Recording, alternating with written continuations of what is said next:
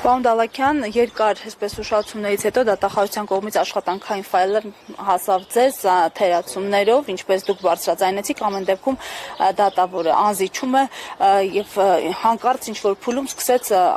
արագացնել դատական նիստերի ընթացքը, տեմպը, ինչով եք այս պայմանավորում եւ ինչու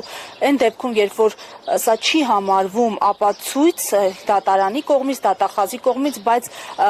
այդ փաստական տվյալների ճշգրտման պարտականություն դրվում է ձեզ վրա, դատավորն ուղիղ ասեց, կարող եք արժանահավատությունը ստուգել ինքներդ։ Տեսեք, այո, այդ ֆայլը տրամադրվել է, բայց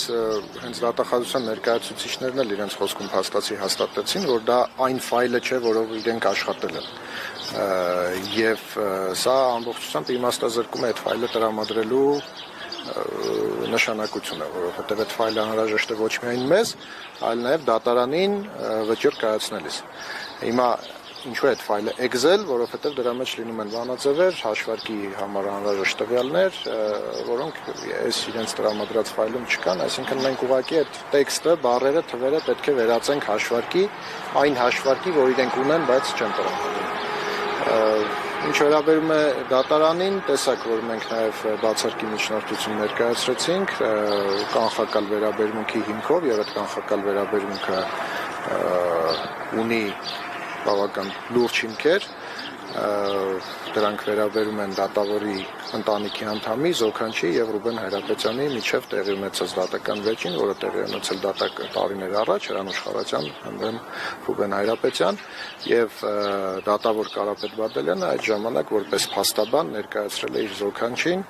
ընդդեմ Ռուբեն Հայրապետյանի, այսինքն եւ ընդ որում դա եղել է ոչ թե ինչ-որ սովորական գույքային վեճ, այլ պատվին արժանապատվությանը պատճառված վնասի հատուցման վերաբերյալ վեճ, հետևաբար բնականաբար առաջացրել է նաև զգացմունքային ֆոն, լուսաբանվել է լրատվամիջոցներով եւ մեր համոզմամբ սա ակնհայտ հիմքեր ինքնաբացարկի համար, որը չհայտնեց դատարանը, ավելին ընդհանրապես չքննարկեց այդ միջնորդությունը։ Պարոն Դալաքյան, նայեք, նախորդ նիստերին, երբ այսպես վերահաշվարկի հիմքով փորձում էին ձգձգել հայցվոր կողմը, հետաձգել նիստերը, դատավորը կարծեք ընդառաջում էր։ Այս անգամ, երբ որ դուք մի քանի փորձ արեցիք եւ նախորդ դատականիստում եւ այս անգամ դատավորը չընդառաջեց, էլի այս համատեքստում եք դիտարկում, այսինքն միտում կա ինչ-որ։ Կարելի լրացնել գործընկերոս հարցը, այս նիստում ըստ էության վերափոխում եղավ, ձգձգելու մեղադրանք ուղիղ դատավորի կողմից ներկայացվեց պատասխանող կողմին, մինչդեռ նախկինում ակնհայտ էր, որ հայցվորների պատճառով է գործը ձգձգվում։ Ո՞րն է ձեր շահագրգռվածությունը, ինչու եք ուզում ձգձգել գործը։ Մենք ձգձգելու շահագրգռվածություն ընդհանրապես չունենք, ինչու որովհետև մեր դիրքորոշումները, փաստարկները հիմնավոր են եւ կարող են հիմք հանդիսանալ ընդհանուր հայցը ամբողջությամբ մերժելու համար, բայց այդ դիրքորոշումները, փաստարկները հաստատվելու համար ունեն որոշակի դատավարական ընթացակարգեր, այդ թվում այս դատավարությունից դուրս քրեական վարույթով։ Հիմա քրեական վարույթը մեր հաղորդման հիման վրա Հայ-Էկոնոմբանկի սխալ քաղվածքների վերաբերյալ վաղուց հարուցվել է, ավելի քան 1.5 տարի այդ քրեական վարույթով որևէ արդյունք չկա, որը բավական պարզ գործ է եւ պետք է շատ արագ քննվեր։ Այն ժամանակ մենք միջնորդեցինք կասեցնել մինչև կքննվի այդ գործը եւ մենք բնականաբար շահագրգռված ենք, որ շատ արագ քննվի այդ գործը։ Թե ինչու է դանդաղ քննվում քրեական հետապնդման մարմինների կողմից մենք չգիտենք։ Հիմա մենք այս դատավարությունում արդեն հասել ենք այն փուլի, երբ այդ քրեական վարույթով քննարկվող հանգամանքները արդեն ուղիղ քննարկվում են այս գործով, այսինքն այդ քաղվածքը պետք է քննարկենք, բանկային հաշիվները պետք է քննարկենք, բայց ինչը քննարկենք, եթե այդ ամբողջ քննարկումը, այդ ամբողջ հաշվարկը հիմնված է սխալ քաղվածքի վրա եւ այստեղ, չգիտեմ, 1000 դրամի, 10000 դրամի մասին չէ խոսքը, այլ ավելի քան 4 միլիարդ դրամ հստակ ապօրինի որակված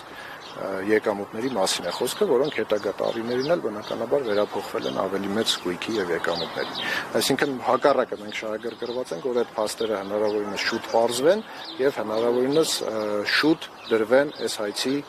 մերժման հիմքում։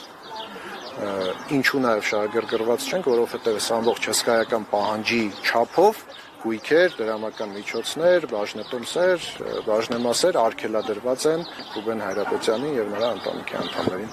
պատկանող։ Պարոն Դալաքյան, եւ վերջին հարցը, նայեք, Հայ էկոնոմ բանկի կողմից ձեր կողմից բարձրաձայնված այդ կեղծ տեղեկանքի արկայությունը արդյոք հիմք է տալիս մտածելու, որ մյուս գործարքների դեպքում էլ հնարավոր է այսպիսի անփութություն, միտումնավոր կամ գուցե ոչ,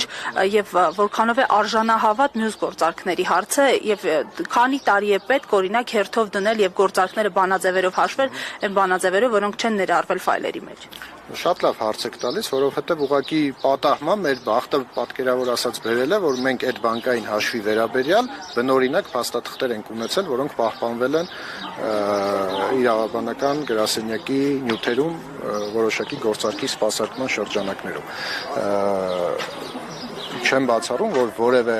այլ գործով կամ թեկուզ հենց մեր գործով այլ բանկային հաշիվների մասով պարզապես էլի սխալ տեղեկություններ կան, բայց պարզապես դրանք հերքող ապացույցներ չեն պահպանվել, կրկնենք խոսքը 20-25 եւ ավել տարվա վաղեմության փաստերի մասին է։ Շնորհակալություն։ 168 թեմի հարգելի հետևողներ, այսքանով ավարտում ենք մեր ուղիղ հեռարձակումը, շնորհակալություն մեզ հետևելու համար։